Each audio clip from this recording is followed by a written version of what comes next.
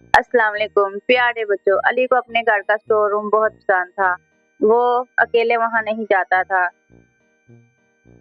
Store room में पुराने संदूक, टूटी हुई कुर्सियां और बहुत सारी यादों पर गर्द जमी हुई थी। अली ने स्टोर रूम के कोने में एक चमकती हुई चीज देखी। उसने पहले कभी ऐसा कुछ नहीं देखा था। जैसे ही अली करीब गया, वहां एक पुराना और सुनहरी फ्रेम में जुड़ा हुआ कदीम आईना था। लेकिन जैसे ही अली ने आईने में देखा, वो चौंक गया। आईना उसे सिर्फ उसका अक्स नहीं दिखा रहा था, बल्कि एक ख्वाब भी दिखा रहा था, जिसमें वो बहुत फर्माबरदार और सबसे मोहब्बत करने वाला लड़का था। लेकिन अचानक आईने में एक दरार पड़ गई, क्योंकि अली ने पिछले दिनों एक झूठ बोला था और वो झूठ आईने में नजर आने लगा था। अली डर गया और भागते हुए अपने कमरे में चला गया। जैसे जैसे वो अगले दिनों में छोटे छोटे झूठ बोलता रहा, वैसे वैसे आईने में दरार पड़ती रही।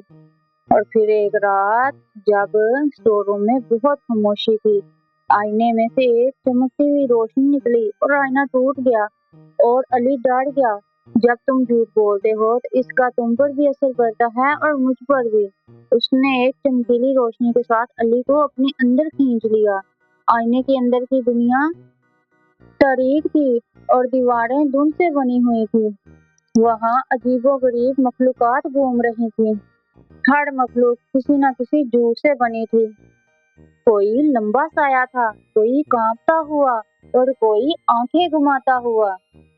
अली डर गया, लेकिन फिर उसने हिम्मत जमा की और बोला, मुझे माफ कर दो, मैं आइंदा झूठ नहीं बोलूंगा।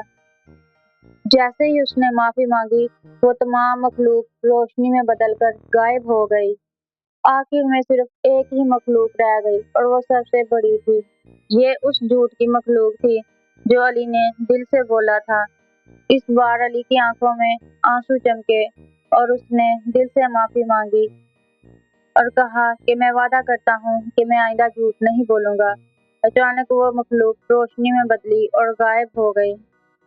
फिर सारा कमरा रोशनी में नहा गया और अली ने खुद को दोबारा स्टोर रूम में पाया। आईना बिल्कुल ठीक था और अब उसमें कोई दरार नहीं थी, मगर अब वो सिर्फ अली का अक्स दिखा रहा था, एक हल्की सच्ची मुस्कुराहट के साथ। सच हल्का होता है और झूठ बोझ बन जाता है। झूठ इंसान को अंदर से कैद कर देता है और सच इंसान को आजाद कर देता है।